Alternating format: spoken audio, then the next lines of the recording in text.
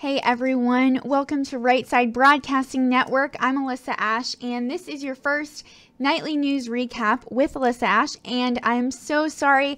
I know we've had some technical issues, just the resolution was off and then the frame rate, and so we had to upload this like 3 times. So thank you for those who are loyal to us in our chat room. It has been great seeing your comments. Even you, swoosh for Trump. Alyssa will win this broadcast. I believe in you. Thank you so much for that. And then Thomas Merck, your funny comment, all technology in America has gone haywire since Putin gave that soccer ball to Barron Trump. Coincidence? I think not. So thank you for your comments. And tonight I'm going to go over just some news stories from the day. There was actually a lot of stories that happened today that you may not have seen because most of the media was focused on, of course, President Trump's remarks, doing some damage control after his joint press conference with President Putin, saying that, you know, he meant to say this actually and different things like that, which I will get into.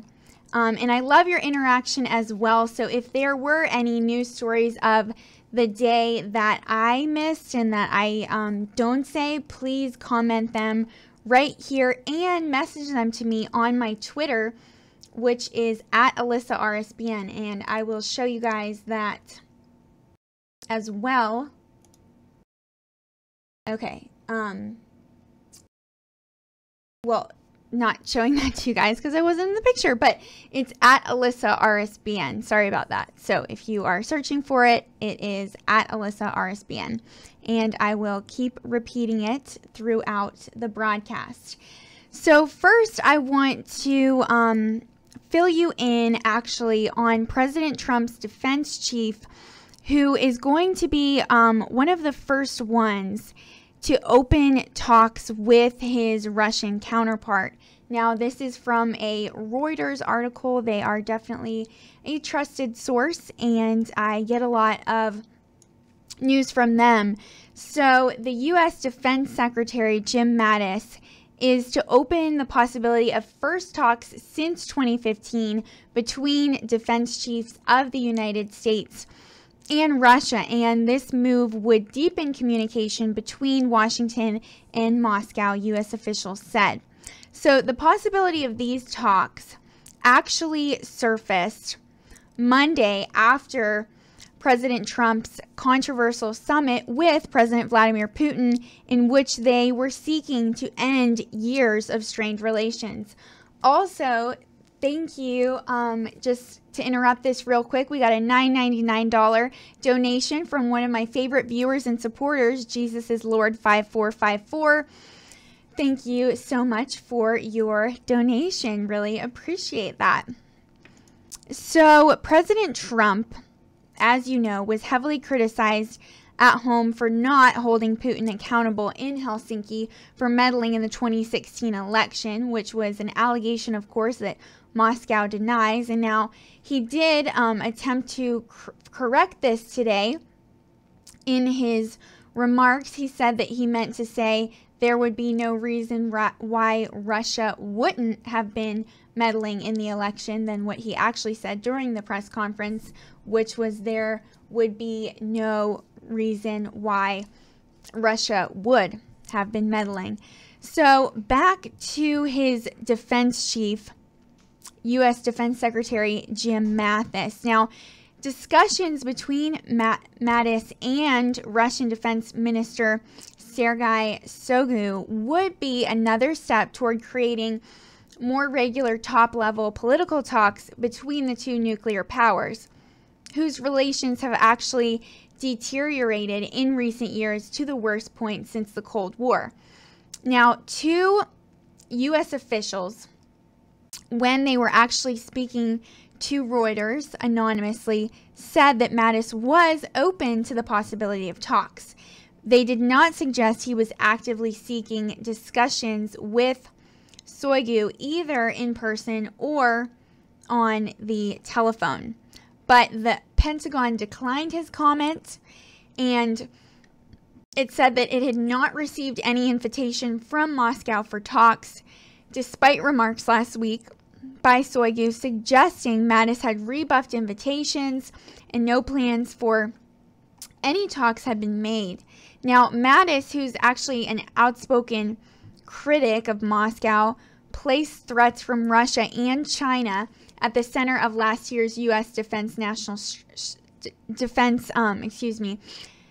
strategy, has not been publicly opposed to dialogue. And last month, he actually flew to China for talks with senior officials in Beijing, including President, sorry if I say this wrong, but Xi Jinping, and he was firm with Chinese officials over U.S. concerns about Chinese military activities, including in the disputed South China Sea, even as he sought to build ties. And then since 2015, the highest level military discussions have been between the chairman of Joint Chiefs Staff, Marine General Joseph Dunford, and Russian Chief of General Staff, General Valery Gerasimov. Now, Dunford, the Marine General, who is subordinate to the Defense Secretary, and Gerasimov spoke by phone on June 14th in person in Helsinki on June 8th for their third face-to-face meeting. And thank you so much for everyone commenting right now, saying, hey, Alyssa, that are just joining us right now. Barry H., I see your comment about buffering, so I'm going to keep checking on that. But my stream looks okay right now, so hopefully it will stay stable. Maybe just refresh your browser. That definitely helps sometimes. So, sorry, switching back over here.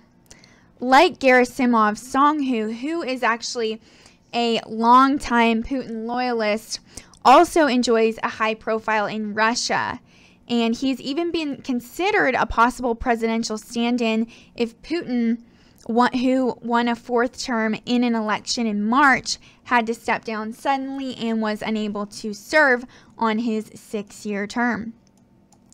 And just got a donation, $4.99, from Ruth McAllister. Thank you so much. Oh, yes, you were the one, she says, sent you guys a little something today. Look for it next week, MAGA.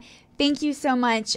She actually works in, or I think owns, an outdoor clothing outlet, and she is sharing with us gear, hats, and t-shirts, and shoes, and different things like that. So we are so thankful for you, Ruth. We really appreciate you. And a note from Tom, Joe, there's no link to the stream in the 24-hour chat.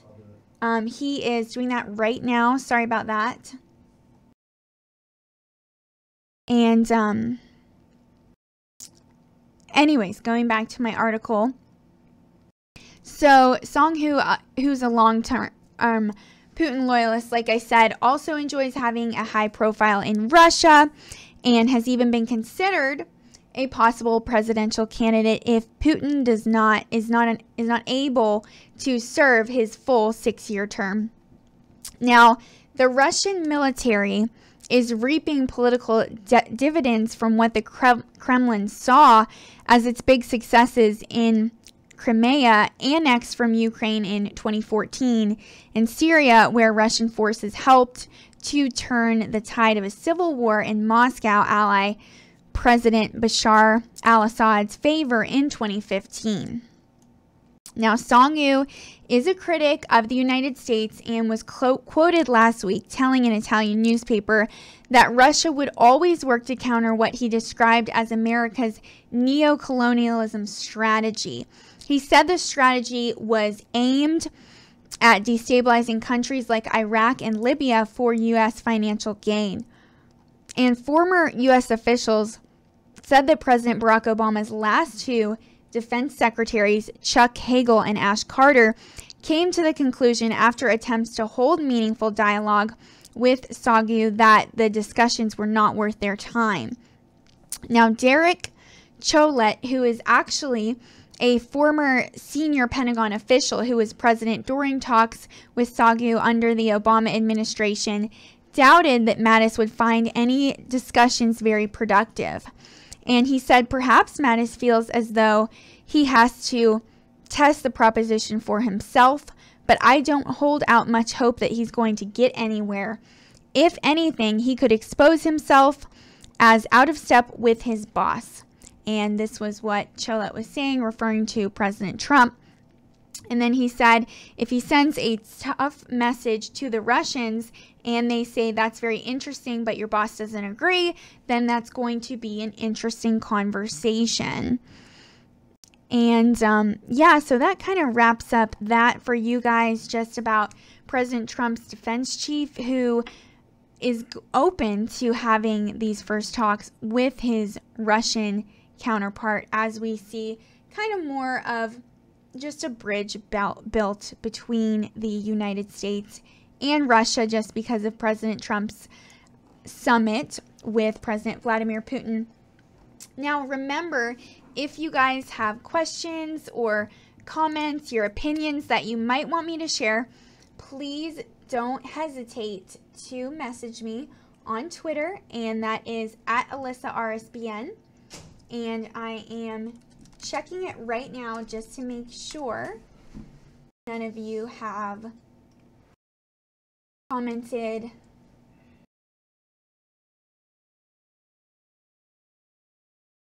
And let's see.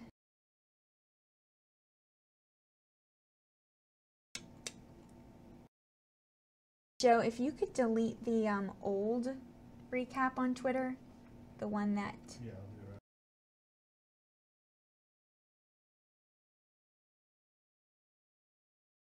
Yeah. Okay. But this, yeah, this is the current one right here that I'm retweeting. Okay, sorry about that. Just getting our social medias straightened out, and I am also heavily monitoring your YouTube comments as well. So if you have any questions on there, feel free to ask, but know that I will definitely see them because they won't scroll up to the top on Twitter if you would like to tweet me at Alyssa RSBN. But I realize everyone doesn't have a Twitter, so if you're more comfortable commenting on YouTube, go for it. And also, I see some of our fantastic moderators who are here tonight. Guinevere, who is just fantastic, Lady Leatherneck, and then Tom O'Neill, who is also one of our reporters. Thank you so much for doing all that you do for us and just keeping the chat clean and friendly. We really appreciate you guys. And I see Doug M. and a lot of you asking about Tara. She is still with Right Side Broadcasting Network, but she is only reporting at rallies now and no longer anchoring, unfortunately. So that's why you are not seeing her, but you will see her at the next rally, I believe. So don't worry about that. And yes, thank you. Guinevere says she loves the new backdrop, and we are in my studio right now. It's been fun getting everything set up, and of course it's not perfect yet, but we will get there. It is looking good so far, so I'm so thankful to one of our cameramen, Micah, and to Joe Seals, our CEO, for setting it up so well. And yes, Christine Bestian, a Gold Star mom, and one that we were actually able to meet at the last rally I attended. She said, and we bring food, I think talking about the rallies. Thank you so much for that. And we just got a $2 donation from an account named CNN. Wow. Thank you for that. Really appreciate your donation and support. And also, I wanted to share with you guys an interesting story. It was all over the news, but you may have missed it just with all of the President Trump and President Putin coverage. Was that the U.S. grand jury indicts a woman on charges of being a Russian agent, and now her name is Maria Butina, and I will show you guys a picture of her. She's actually the founder of the pro-gun Russian advocacy group, Right to Bear Arms. So I'm going to, real quick, pull up a picture so you'll get to see her. And she also studied at the American University in Washington. So let me switch over real quick.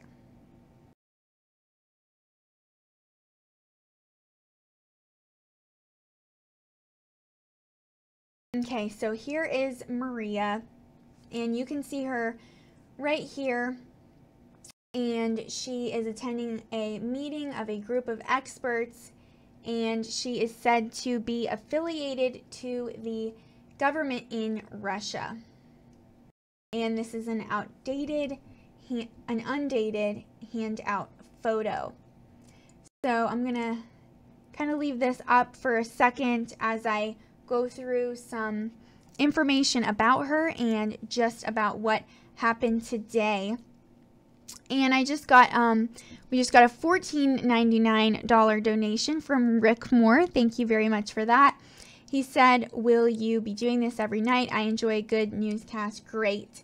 Not every single night, but most of the time. Just keep checking and see if it is up. We'll always put it in the upcoming at least an hour before we go on, and so you'll be able to see if it is happening or not. So today, the U.S. grand jury returned an indictment against a Russian woman on Tuesday, and added a charge accusing her of acting as a Russian government agent while developing ties with American citizens and infiltrating political groups. Now, like I said, she studied at the American University in Washington and is the founder of the pro-gun Russian advocacy group, Right to Bear Arms. She was charged in a criminal complaint on Monday with conspiracy to take actions on behalf of the Russian government. Now, today's grand jury indictment added a more serious charge of acting as an agent of the Russian government, which carries a maximum penalty of 10 years in prison. And the conspiracy charge carries a maximum 5-year prison term. And she has not been charged with espionage or with being a member of the Russian intelligence service. And she was actually arrested on Sunday and is scheduled to appear on Wednesday in federal court in Washington, the Justice Department said. Now, of course, her attorney, Robert Driscoll, is saying that she was not a Russian agent, and she's accused of operating at the direction of a high-level official of the Russian Central Bank, who was recently sanctioned by the U.S. Treasury, the Justice Department said. And court records did not name this official.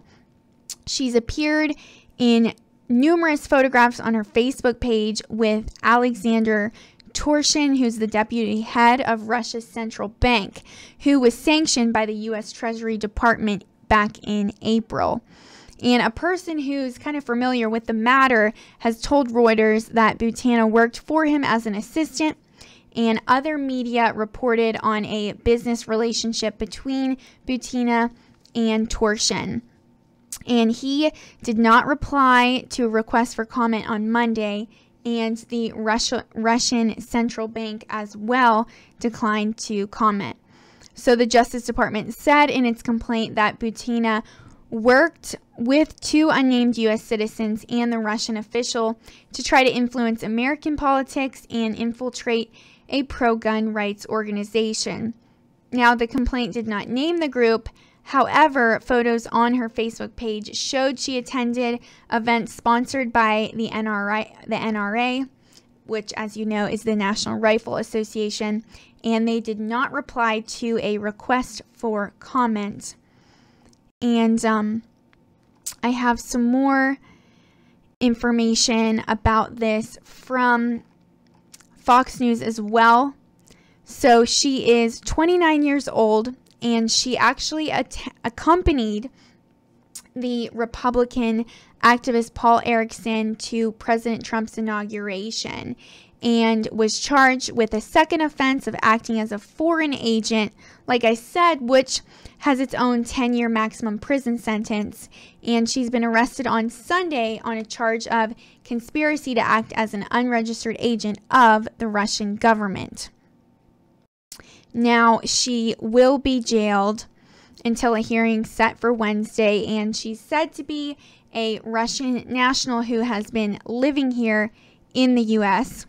She was also a former Siberian furniture owner, and she's also a board member and founder of the Russian gun rights group, like I said, the Right to Bear Arms. Now, according to some court papers, she actually met with U.S. politicians and candidates, attended events sponsored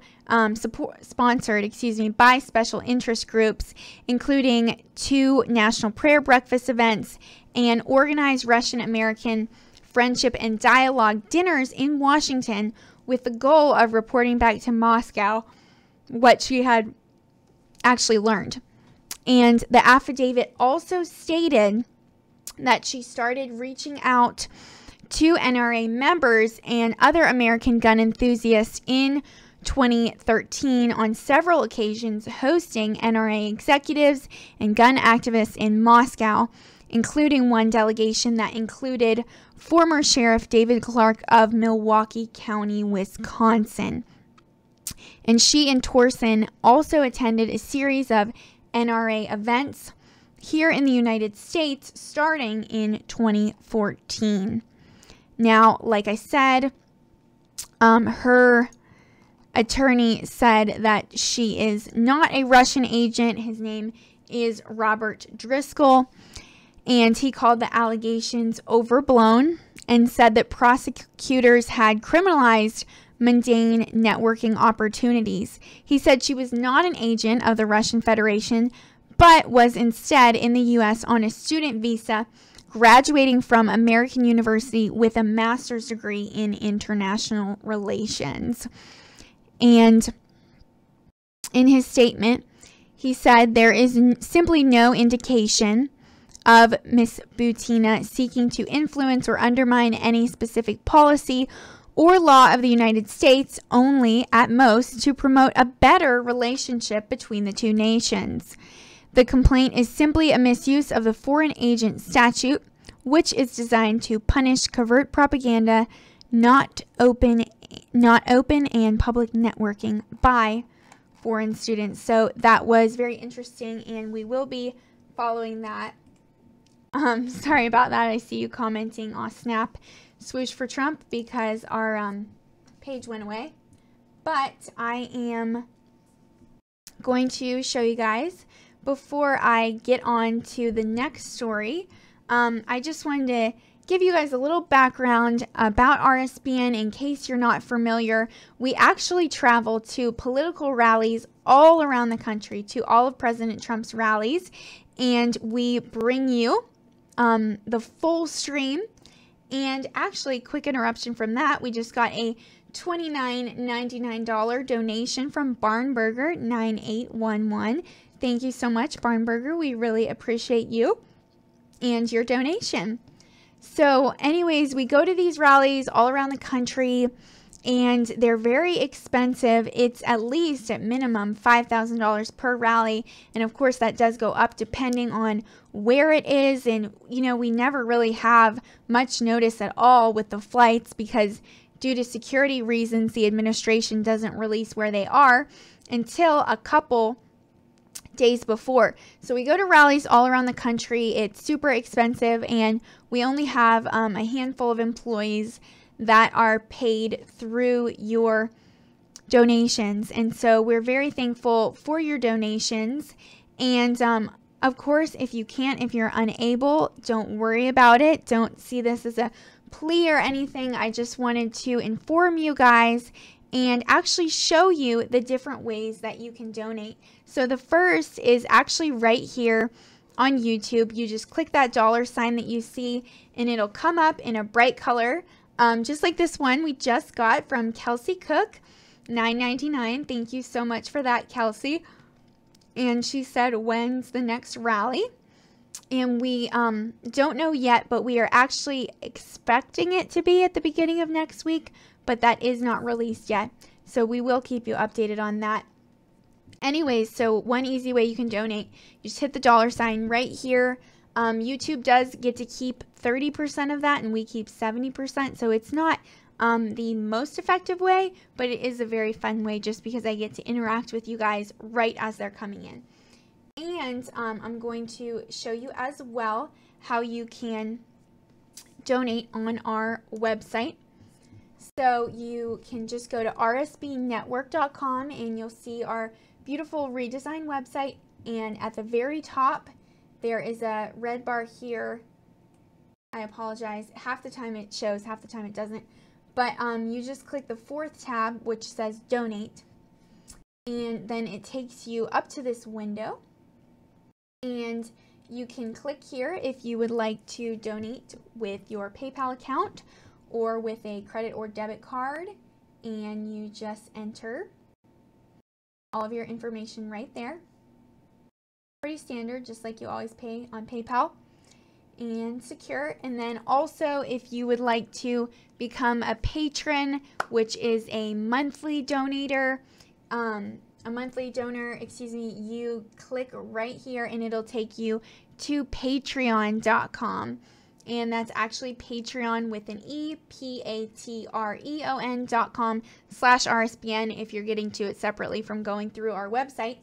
And you just become a patron and you're able to share about it on Facebook, tweet about it, and there are different levels, all the way from entry level to the all access level, which is when you are donating $500 or more a month. And it is just a beautiful platform that we are able to use and that you guys are able to donate and help us out.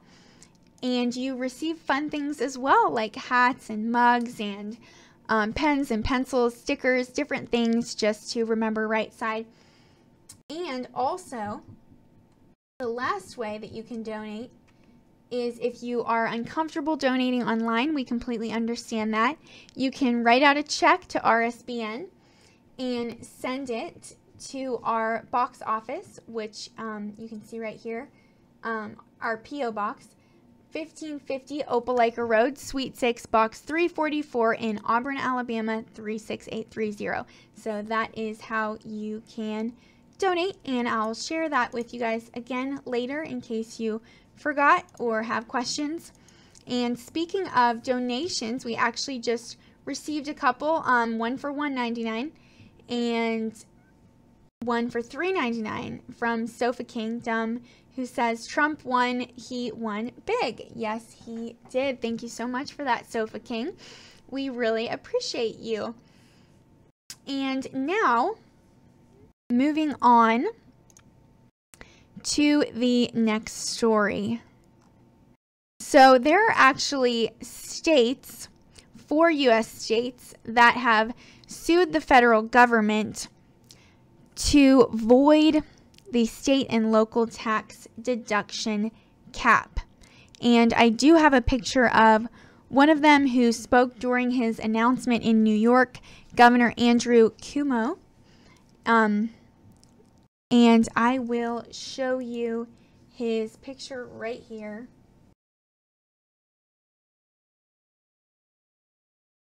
So here's the governor as he is speaking, and I will kind of leave this picture up while I go through the story. You can tell that he is definitely very passionate.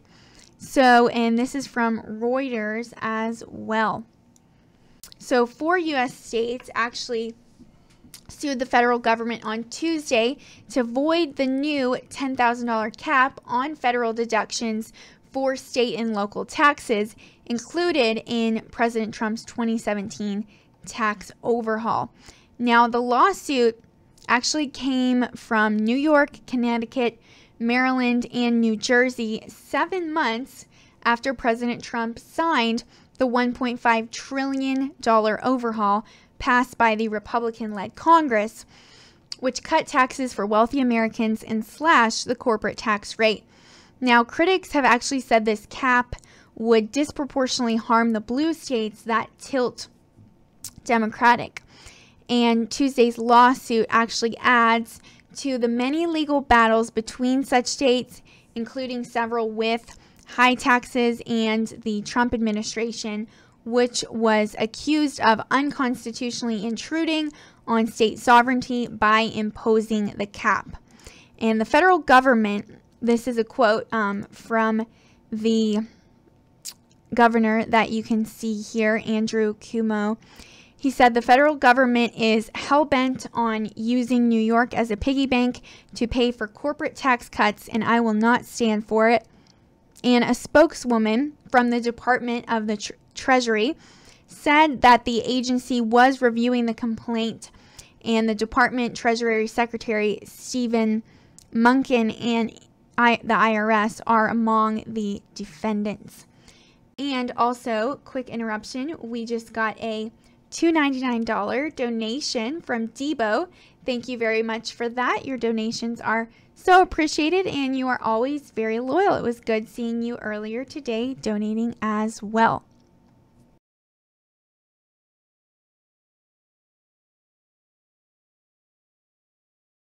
So taxpayers have long typically enjoyed unlimited federal deductions for state and local taxes, which are known as SALT deductions. Now, under the cap, individuals and married taxpayers filing jointly who itemize deductions may deduct up to only $10,000 annually for state and local income, property, and sales taxes. And so, as you can see, this is shaking things up for some of them. And the 4 states said the cap will depress home prices, spending, job creation, and economic growth, and impede their ability to pay for essential services such as schools, hospitals, police, and road and bridge construction and maintenance. And according to the Tax Foundation, the 4 states and California, which of course all favored Democratic candidate Hillary Clinton in the 2016 presidential election, may be particularly hard hit based on SALT deductions as a percentage of adjusted gross income. And just got a $19.99 donation from Scottsdale, Arizona. Thank you very much for that. I definitely appreciate it. And then New Yorkers claimed an average of $22,169 in the SALT deduction in 2015, the Tax Policy Center said. Now, this is an uphill battle, and according to David Gamage, who is an Indiana University tax law professor, and he said despite suggesting that keeping the SALT deduction was a factor when states in the 1913 gave Congress power to levy income taxes through the 16th Amendment. And he said, I think it's very unlikely that it succeeds. The Supreme Court has generally given Congress wide latitude in carrying out its taxing power, especially in setting deductions. It would be pretty dramatic. It would be a pretty dramatic change of direction to allow this lawsuit. Now, in the complaint, which was filed with the U.S. District Court in Manhattan, the 4 states said that a $10,000 cap effectively eviscerates a deduction that has actually been in the books since 1861. And they also said it'll force New York taxpayers alone to pay $14.3 billion more in federal taxes this year and another $121 billion through 2025 when the cap is scheduled to expire. Now, by imposing the cap, Congress was actually able to exert a power akin to undue influence over states by interfering with the authority to decide taxes and fiscal policy, the lawsuit said, quoting Supreme Court Chief Justice John Roberts. Now, back in May, the Treasury Department actually said it would propose regulations to stop states from circumventing the cap. And New York, Connecticut, and New Jersey had already adopted workarounds letting taxpayers fund municipal services by paying into specified funds and claiming deductible charitable contributions. And this case is called New York et al. Versus Munkin et al., U.S. District Court, Southern District of New York, number 18-06427, in case you are wondering. So an interesting story there just about the state and local tax deduction cap. And switching it back over to our next story, which is actually about, as you know, he's been very popular in the news, President Trump's former campaign manager, Paul Manafort. So today, a federal judge in Virginia actually denied a motion by Paul Manafort to move a trial to start next week from the Washington suburb of Alexandria to the city of Roanoke, Virginia. Now, Manafort had actually requested a change of venue on the grounds that the local publicity about this case would just make it way too hard to get a fair trial. But the U.S. District Judge T.S. Ellis actually denied his request, saying that a questionnaire would ensure that a panel of impartial jurors could be selected. And this is from a Reuters source as well. Thank you for that. Now, this trial is actually one of two at which Manafort must defend himself against a number of charges ranging from bank fraud to failing to register as a foreign agent for lobbying work for pro-Russia politicians in Ukraine. And Manafort's prosecution arose actually out of U.S. Special Counsel Robert Mueller's investigation into the possible collusion between Russia and President Donald Trump's 2016 presidential campaign. And this trial is actually set for July 25th in Alexandria, Virginia, and is the second case. And the second case in Washington has a September 17th trial date. Also, we just got a $2 donation from Manning Luck. Thank you so much for that. Who said, Hillary Pantsuit Fund, MAGA, hashtag go Alyssa go. Thank you so much for that, Manning Luck. We really appreciate your donation and support. So Judge Ellis, who is actually overseeing the Alexandria case, has yet to rule on Manafort's motion to postpone proceedings until after the Washington trial is done. And now earlier on Tuesday, Mueller actually filed a series of sealed motions calling for immunity for 5 potential witnesses in the Alexandria trial. And Ellis said last week he actually denied Manafort's bid to stay in jail in a rural Virginia where he was being treated like a VIP, according to Ellis, and so he ordered him to move to a jail in Alexandria closer to his attorneys and his home. And also, I have a story for you guys that may not be, well, actually, before we skip over to that, while we are still on the Manafort subject, I want to share with you guys some information from Fox News about Special Counsel Robert Mueller seeking immunity and anonymity for the 5 potential witnesses in the Manafort trial. So this is actually from Fox News.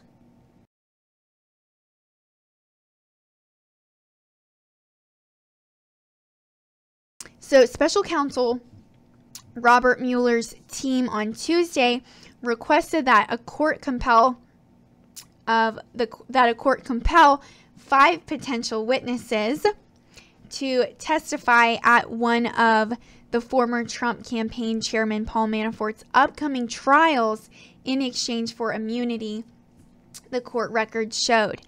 And now in a memo which was actually filed in the U.S. District Court for the Eastern District of Virginia, Mueller's lawyers also requested a court order that identifies the witnesses remain secret until their public testimony in the July 25th trial, because publicly revealing their names would create the risk of their undue harassment.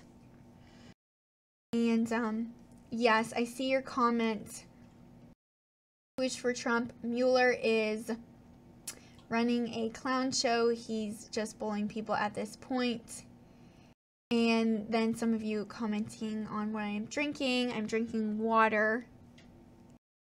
And anyways, so such concern would potentially be heightened by the additional revelation that they've invoked their privilege against self-incrimination, according to the filing.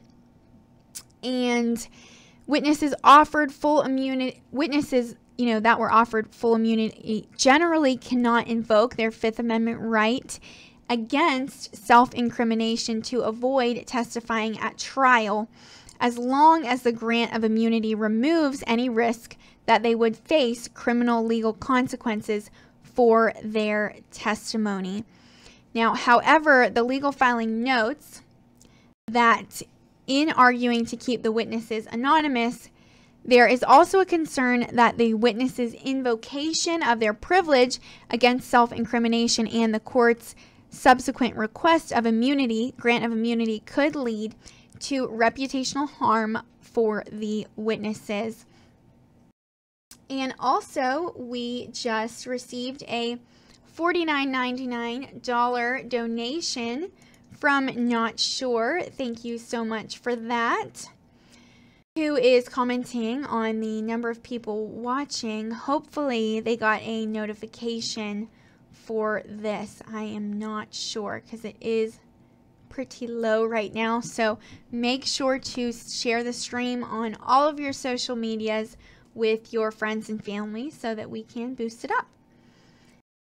And also we have a new sponsor, Top Secret Pancakes. Thank you so much for becoming a sponsor.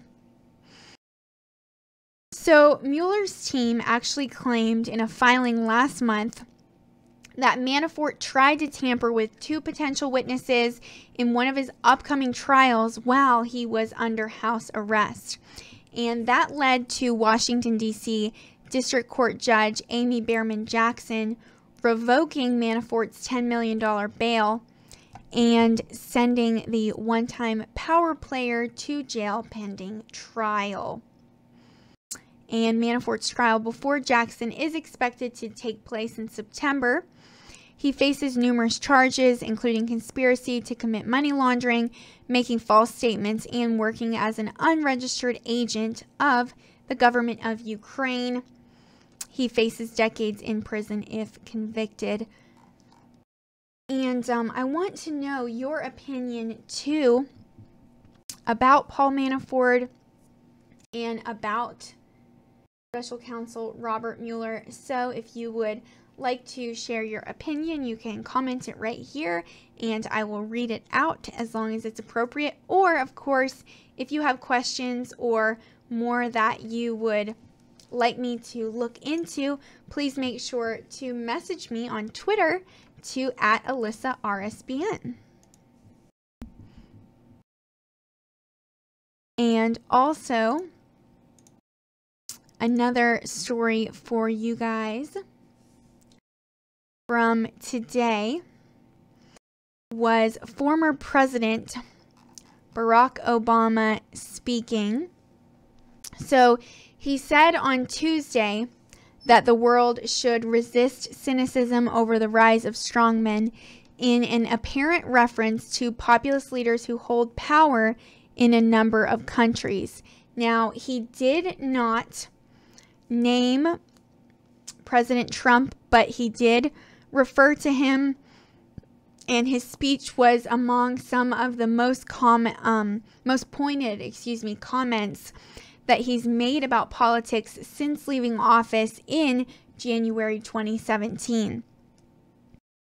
And he said, just as people spoke about the triumph of democracy in the 90s, people now are talking about the triumph of tribalism and the strong man. But we need to resist that cynicism. And he said this speech in Johannesburg to mark the 100th anniversary of the birth of Nelson Mandela.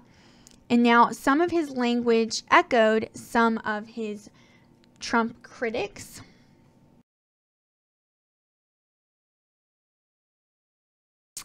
And he said, too much of politics today seems to reject the very concept of objective truth. People just make stuff up. We see it in the growth of state-sponsored propaganda. We see it in internet-driven fabrications, in the blurring of lines between news and entertainment. And he also said, we see the utter loss of shame among political leaders, where they are caught in a lie and they just double down and they lie some more. He said there were far-right parties in the West that have platforms of protectionism and closed borders, but also a barely hidden racial nationalism. Now, since leaving the White House, he has largely avoided involvement in U.S. politics and has refrained from criticizing President Trump. And of course, some Democrats say that he should play a more direct role. Also, we just got a $25 donation from Lady Leatherneck. Thank you so much for that, who says Jesus Christ is King. Thank you so much for that, Lady Leatherneck. Yes, he definitely is. And so back on Monday, kind of going back to the story, President Trump was said, and you saw it in the press conference, to have sided with President Putin over alleged Russian meddling at the 2016 U.S. presidential elections. And this did, of course, as you know, spark a storm of criticism at home, but he did do some damage control today, and he made up for this during his remarks today. And during Obama's speech, it was given in a stadium to thousands of politicians, business people, and students. And he lauded Mandela's life of sacrifice and commitment to social justice. And Mandela, who was a giant of the struggle against apartheid, who served as South Africa's president from 1994 to 1999, died in 2013 at the age of 95. And Obama, who has also visited Kenya this week, also praised South Africa's current president, Cyril Ramaphosa, saying he had instilled a new hope among South Africans. So no matter what you think of him, it is good to see that President Obama is still staying involved and doing his best to make a positive difference in the world.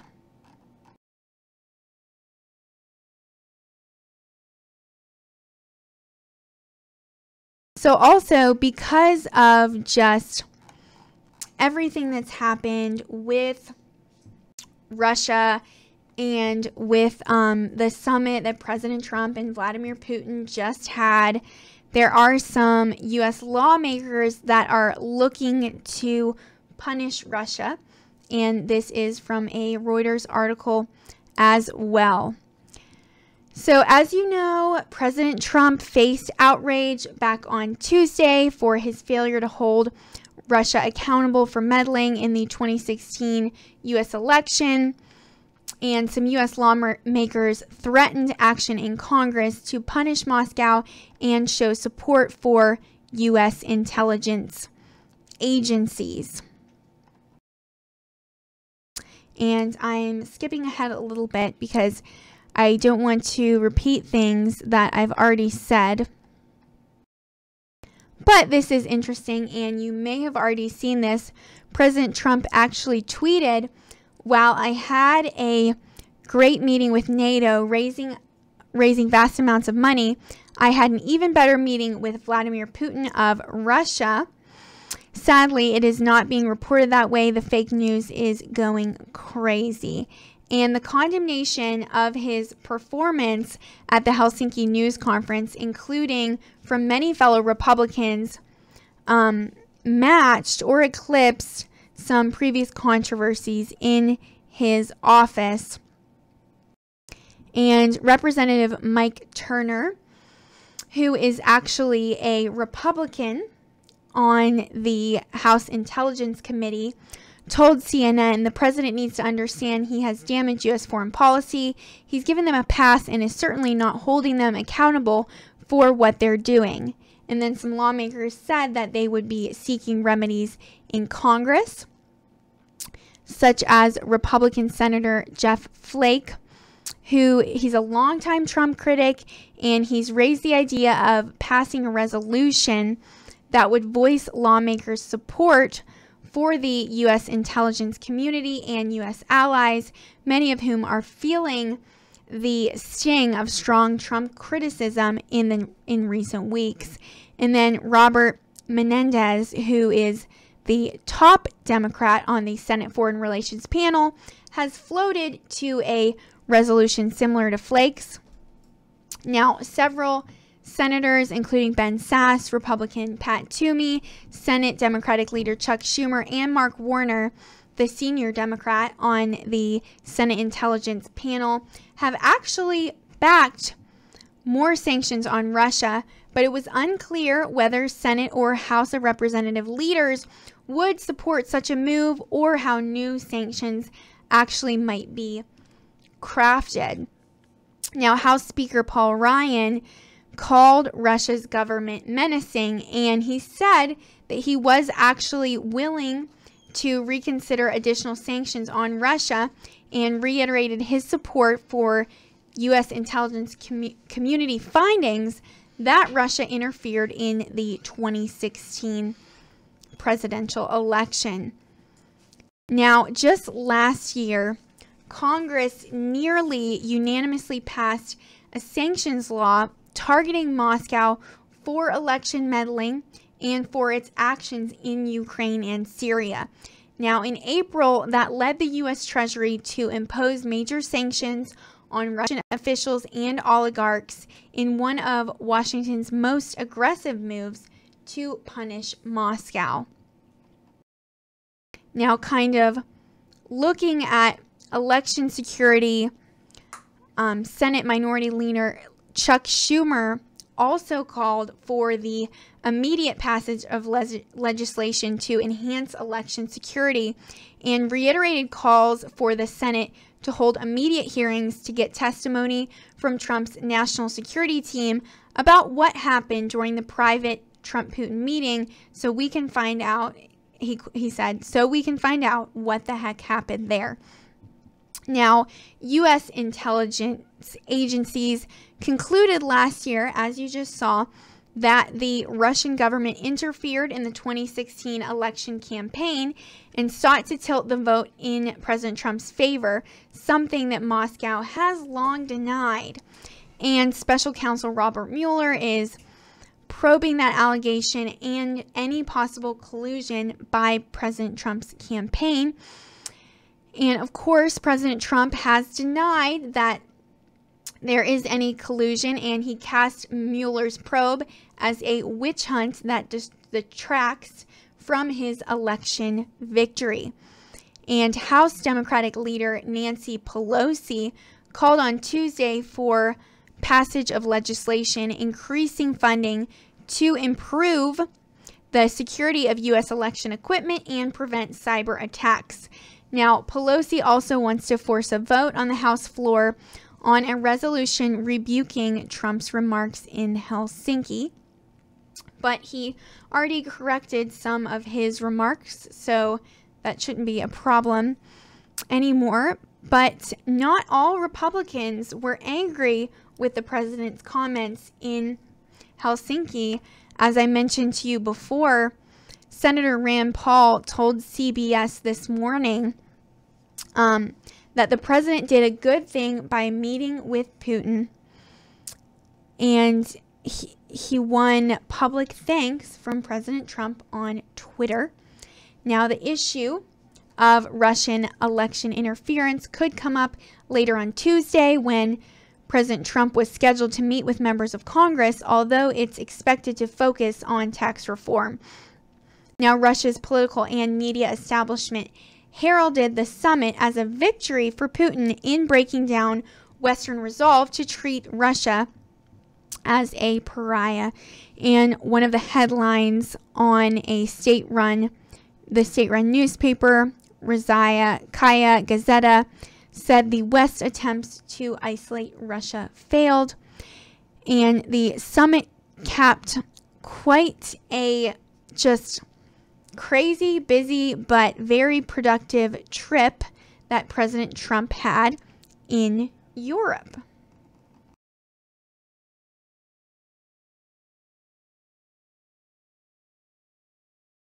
So, also, I wanted to share with you guys a little bit of background about Right Side in case you weren't familiar with us or our mission. I always like to do this for those that are new and that are just tuning in. We are more conservative, but we try to be unbiased in our reporting so that you can determine what you believe from the facts. We travel to rallies, President Trump rallies, all around the country, which is very exciting because we're able to see all of his supporters out in full force with their patriotic outfits on. We've seen people just dressed in American flags and sequins and Make America Great Again hats and Pink Woman for Trump shirts and all kinds of fun gear, which is of course being sold around the venues as well. But going to these rallies with our equipment and with our teams is very expensive. It's always about $5,000 minimum, but it is more the more team members that we send. And so we are not able to go without the donations of you guys, our loyal viewers. So we are thankful for each and every one of you that watches, that shares our content, and that is also able to donate and support us. So if you would like to donate, and I see your comment here, swoosh for Trump, Pink Woman rock. But anyways, if you would like to donate, one fun way, and we've had some good donations coming in tonight, is to just click the $ right here on YouTube in the super chat. You're able to donate, and I will read your message to everyone. It comes up in a bright color, and quick side note though, I just saw your comment, Barry H. You become agenda free. I'm out for good. Don't worry, we definitely won't. We are Right Side Broadcasting Network, and we are named Right Side for a reason. As you know, we do lean conservative. And so, anyways, if you want to donate, you can on YouTube through the super chat. We keep about 70% of that, and YouTube keeps the other 30%. But also, if you want to make it possible for us to keep even more of your gracious donation, you can do that from our website. There are links to PayPal and Patreon. So I'm going to show that to you guys real quick. So at the very top of our website, right above this white bar, there is a red bar, and you click the 4th tab over, Donate. And then you are able to donate on PayPal with your credit card or debit. And you just enter the usual information. And then you can also donate on Patreon, where you can become a monthly donator and receive fun things such as hats, stickers, pens, pencils, t-shirts, just so you can wear your RSBN gear and remember us throughout the day. And remember to keep watching. And so there are different levels going all the way from the entry level to the all access level, which is when you are donating $500 or more a month. And if you are not comfortable donating online, we completely understand and respect that. You can also send to our home address here in Auburn. You just write the check out to RSBN, and the address is RSBN 1550 Opelika Road, Suite 6, Box 344 in Auburn, Alabama 36830. So you are able to donate that way as well. And we are very thankful for each and every one of you that support us. We are not able to do it without you. And I want to see right here, yes, I like your suggestion, swoosh for Trump. We need an Auburn skyline backdrop. That would be a lot of fun. Joe says he will work on that. And just making sure, it doesn't look like I've had a ton of interaction on Twitter tonight. I did get one from Jack Tapper, who said, do you guys read Facebook comments? And I'm responding to him right now. Yes, we do, though not as often as YouTube.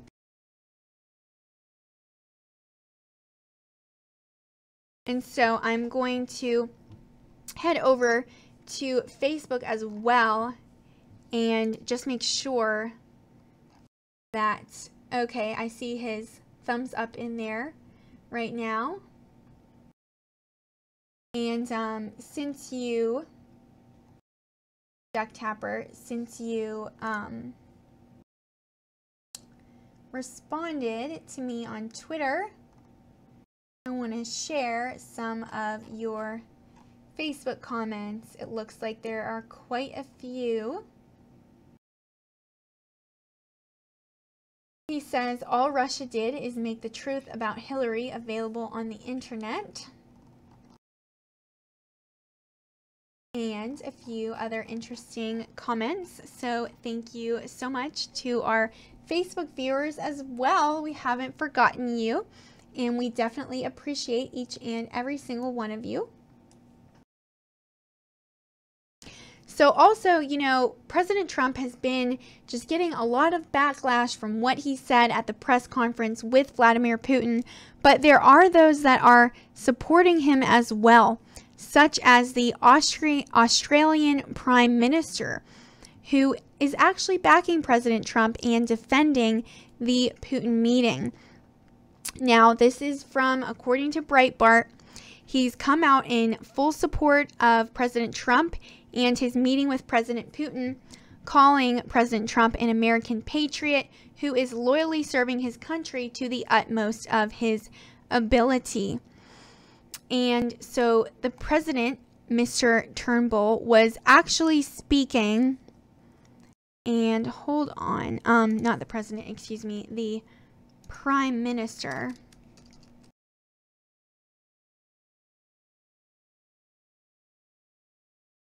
Malcolm Turnbull. Okay, I wanted to get his full name for you guys.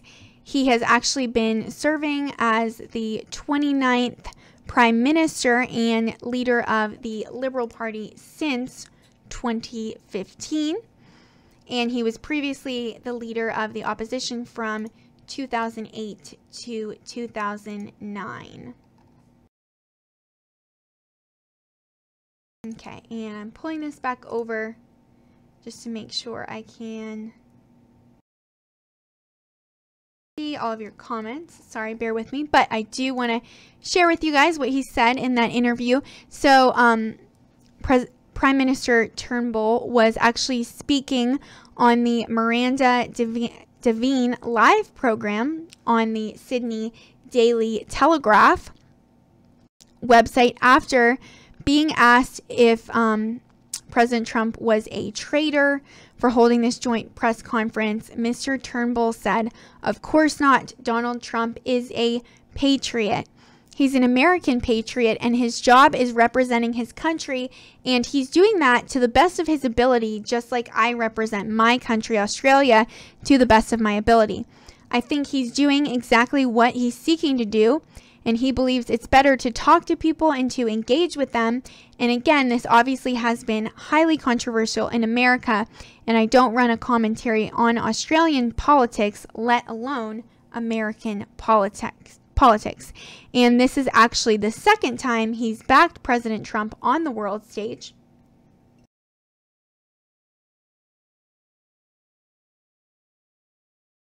Back in January, he actually said President Trump's sweeping tax cuts combined with reforms in corporate regulation would benefit the global economy. And he pointed to the International Monetary Fund's strong predictions of global economic growth in the wake of the President Trump tax cuts as a testament to his economic drive. And speaking during a radio interview, Mr. Turnbull happily declared Donald Trump is delivering on economic leadership, that's for sure, before outlining his own personal relationship with the president. And he said, "You've only got to look at the IMF to see if they regard the American tax cuts as being very pro-growth. And of course, because the U.S. is such a big part of the global economy, that has lifted global growth forecasts as well."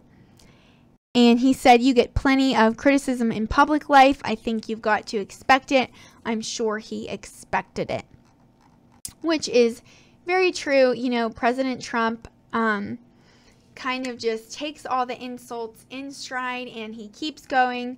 He has very thick skin and he does not let all of his insults affect him or stop him from being a good president. And I am looking at some of your comments. Yes, my dad, and one of my greatest supporters, if not my biggest fan, he said, "I think President Trump could have been a little more forceful with Putin without accusing Russia. He could have given a stern warning that the U.S. will not tolerate election interference." Yes, Dad, I definitely agree with you there. Thank you for your feedback. And then Lady Leatherneck said, "I will never forget the Podesta emails, especially the one where John Podesta and Sandy Newman talk about setting up fake Catholic groups to subvert the church. A Catholic Spring, they called it." Wow, that is just detestable. I know, Lady Leatherneck, I can't believe it. And one of our great moderators, Guinevere, said, "POTUS loves the USA and its citizens. God bless him. I'm so grateful to him for doing this for us." Yes, so am I. Thank you so much, Guinevere. Really, really appreciate your comments. And I don't think I have too much else for you guys tonight. So if you have any other questions, feel free to message them to me later on Twitter to @AlyssaRSBN, and I will get to you guys there. Okay. I might keep it going a little bit longer. Wow, just got a $19.99 donation from Last Cigarette. Thank you so much for that. Who wants me to do this every night? I will try to the best of my abilities. Thank you for that, Last Cigarette.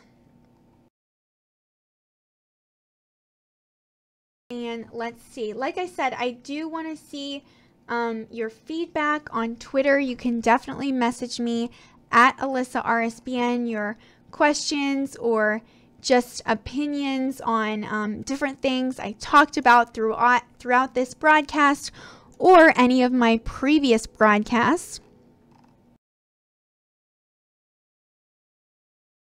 And I do have a little bit more for you guys from Reuters. Pulling that up right now. Reuters. I keep saying it both ways. I'm sorry. From Reuters. Okay.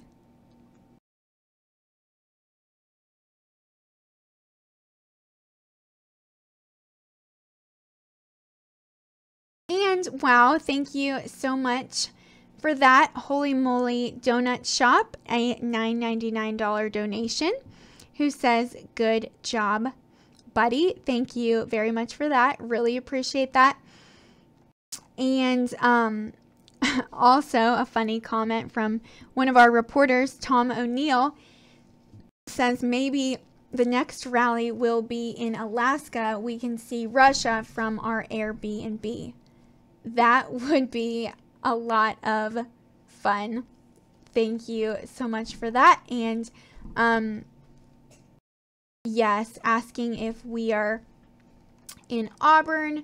We are in Auburn. You can see our CEO Joe just responded. Yeah, we are from AU. We're not from Auburn University, but we're from Auburn. And let's see. Okay, so this was actually discussed right after President Trump gave his statement about just, doing some damage control about what he had said in the press conference with President Putin. And also, it looks like just joining us, Great Riffy is here. Thank you so much for your comment. Really appreciate you. So they discussed tax cuts at the White House.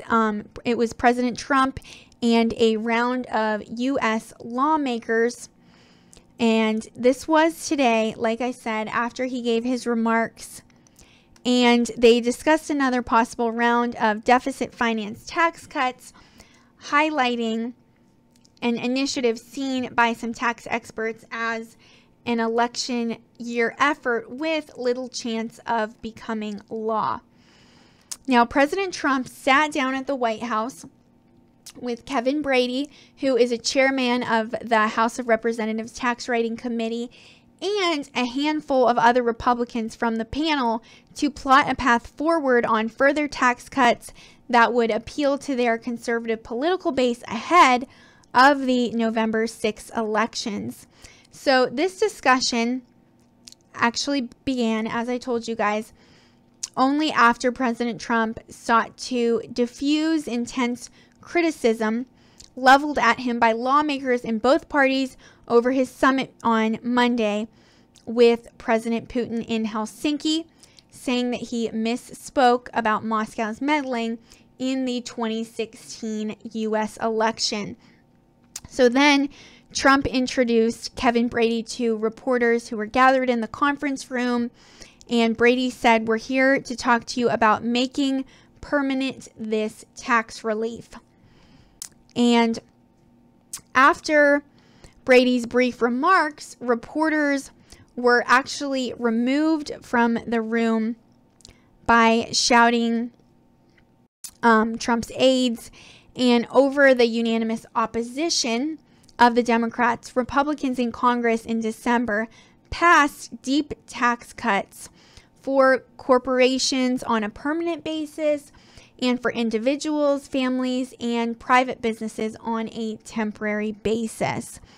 Now, Republicans have actually described these cuts as critical to boosting U.S. economic expansion, and Democrats have called the cuts a giveaway to corporations and the wealthy that will run up deficits and burden U.S. taxpayers for years to come. And also, I see some of you commenting about the mic. Just move the mic out of the shot. That's all. We can't because it is highly directional and it has to be close to me when I am speaking in it. So I apologize if it is annoying to you, but I think it's fun. It kind of gives it more of a studio look. So House Republicans responding to all of this, they now say they want to make permanent the $1.1 trillion in temporary cuts for individuals, families, and private businesses that are actually set to expire in 2025. And Brady's panel calls the legislative package Tax Reform 2.0. And yes, I see your comment, swoosh for Trump. It's a Rush Limbaugh mic. Yes, it is. And the Senate, however, is unlikely to take up a new tax bill before the election, in which President Trump's fellow Republicans are seeking to retain control of Congress. Now, Brady told Trump he expected a House vote on tax cuts bill in September, and that the Senate will be setting a timetable as well. So after the 45-minute meeting with President Trump, Brady told reporters on Capitol Hill, "We talked about timing and the importance of this. We're very well aligned with the White House on 2.0. So the nonpartisan Congressional Budget Office has already warned that making permanent the temporary cuts would further expand the federal deficit and debt. Now, both measures of red ink increased with the Republicans' $1.5 trillion December tax cuts package and a $1.3 trillion bipartisan spending bill back in March. Now, Brady has said that he does not expect the Republicans' new bill to be revenue neutral, meaning it would expand the deficit. And President Trump has separately said he's considering cutting the U.S. corporate income tax rate again to 20% from its current 21%. And back in December's tax overhaul, President Trump and Republicans in Congress slashed the corporate rate from 35%. And Brady said the tax cut set the stage for other countries to respond with new cuts of their own that lawmakers may have to match. And some tax activists have warned of a global corporate tax race to the bottom among advanced economies. So there's this summary about that. And my dad just commented, "I like your mic, Alyssa. Maybe someday you can get a gold one like Rush." And Real Frank in Florida does not like that I'm blocking Europe with my head. So there's a quick view of Europe for you. Real Frank in Florida. Thank you for being one of our loyal moderators. And we just got a $3.99 donation from Top Flight Security. Thank you so much for that. We really, really appreciate you. And like I always say, we are not able to do this without you.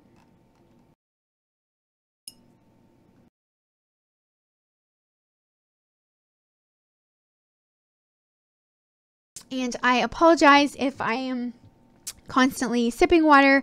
Talking for a long time is difficult, so I have to take care of my voice. And also, let's see, I have some more articles for you in the political sphere, which is our favorite sphere here at RSBN.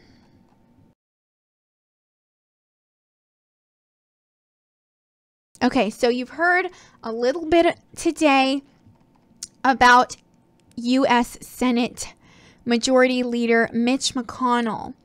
And he said today that the chamber could consider new sanctions against Russia and warned Russia not to meddle in the U.S. midterm elections in November. So he was actually speaking to reporters a day after U.S. President Donald Trump met with President Putin, and then in a joint news conference, he declined to embrace U.S. intelligence organization's finding. McConnell said it really better not happen again in 2018.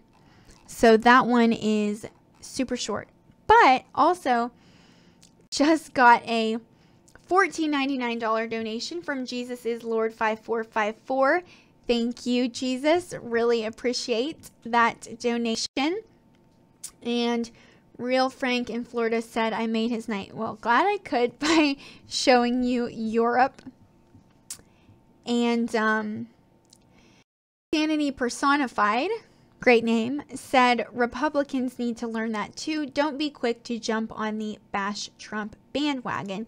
That is very true. I think that a lot of people definitely, especially politicians and leaders, just bash President Trump without knowing about all of his accomplishments and all the good things for America that he has done so far. Something I always love to mention, President Trump said that his administration has already completed 64% of their top line items in just a short amount of time, which is more than any other president before. He always is on the move. I feel like he never sleeps and he always gets things done for the betterment of the American people. And that is just such a blessing to all of us. So also, I hope to have a little bit for you guys, a little more for about Mitch McConnell, but that was it. So I'm going to move on a little bit.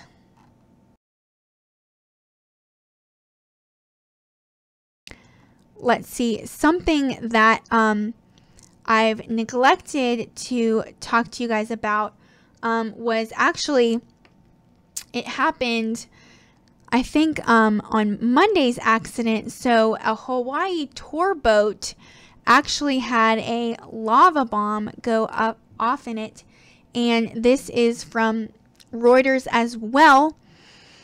So, and let's see. So tour boats, they offer a close-up look at the lava pouring from Hawaii's Kilauea volcano into the Pacific Ocean, returned to the waters off the Big Island on Tuesday under new safety rules, a day after 23 passengers were injured by ash and molten rock.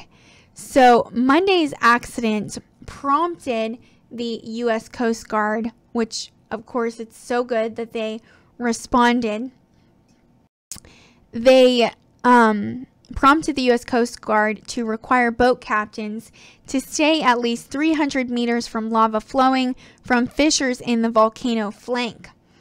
And previously, experienced operators such as Shane Turpin, captain of the boat hit in Monday's explosion, had to stay only 50 meters away.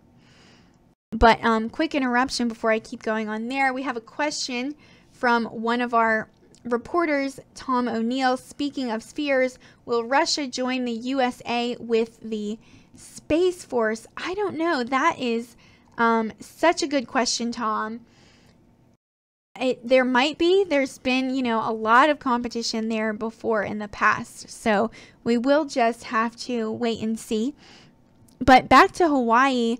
So an investigation was actually underway to determine the exact location of Turpin's vessel at the time of the blast. And this is what the U.S. Coast Guard spokeswoman Sarah Muir said. So afterwards, authorities will decide whether to increase the 300-meter restriction zone, she said. And then she said, it's information all our partners are interested in as they look at that zone and decide whether 300 meters is sufficient.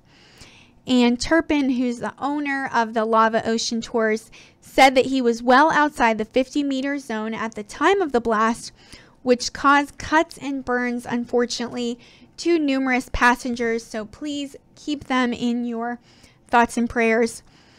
And one woman even had her thigh bone broken, which is very heartbreaking. And Turpin then said in a text message, "We were headed east away from the flows. My recollection is we were around 200 meters from the flow." So there was an explosion and then screaming. A video was actually posted on Facebook by Will Bryan, who was a passenger aboard Turpin's boat, the Hotspot, and it just shows glowing orange lava flowing into the ocean and steam billowing up, and then an explosion and the sound of screaming passengers as the rocks pelted the boat. And Bryan said in a Facebook message, "We didn't expect to be that close," adding that he suffered a burn and his girlfriend got ash in her eye. And the injuries were actually the first on a tour boat from flying lava in recent times, according to U.S. Coast Guard spokeswoman Amanda Levasseur. And the Lava Ocean tours were set to take tourists out as usual today, although the Hotspot was taken out of service after a basketball-sized lava bomb tore a hole through its roof, a company saleswoman said. So just imagine that. It just has to be absolutely terrifying. You're just, in a boat trying to take a tour of a volcano. You think you're safe. You think you're far away enough. And then a lava bomb actually comes through the roof. That is just mind-blowing. And when asked if the company had seen cancellations, she said not really.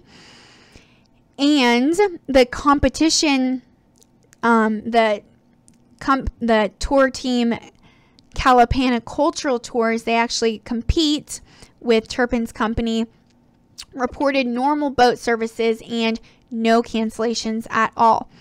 And then Akiana Marzo, who's the president of Calipana Cultural Tours, actually witnessed Monday's explosion from a nearby tour boat. And she said, "We try to make things safe for people when we take them out." And Hawaii's tourist agency reassured visitors that it was safe to see Kilauea and its lava, the Big Island's top attractions. And so Ross Birch, he is an executive director of the Island of Hawaii Visitors Bureau, said in a statement, "Today's unfortunate event is a good reminder about the risks involved with observing a natural wonder like this one, and the reasons officials are continuously monitoring the eruption to ensure the public is kept at safe distances on land, in the air, and while at sea." And also, I want to show you guys a picture. Let me pull that up real quick, just of what happened to the boat.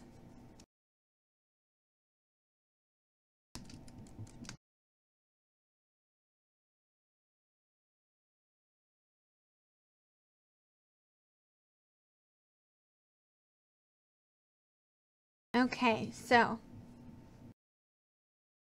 switching over, I see your comment, Guinevere.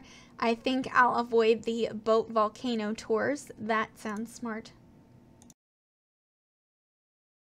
But you can see right here, just this hole where the lava bomb went off, injuring 23 people.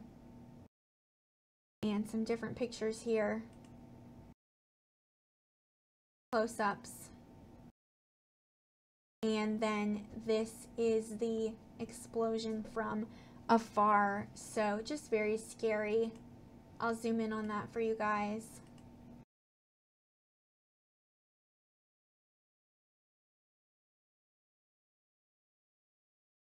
But yeah, definitely not the kind of tourist attraction one might like to have.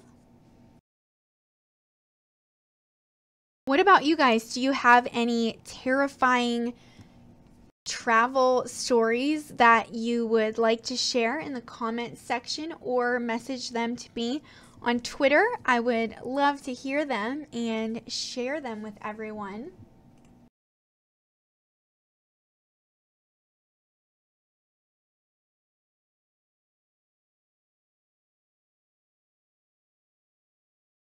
Okay, and just got a comment from, well, a direct message on Twitter from Ronnie Mercer.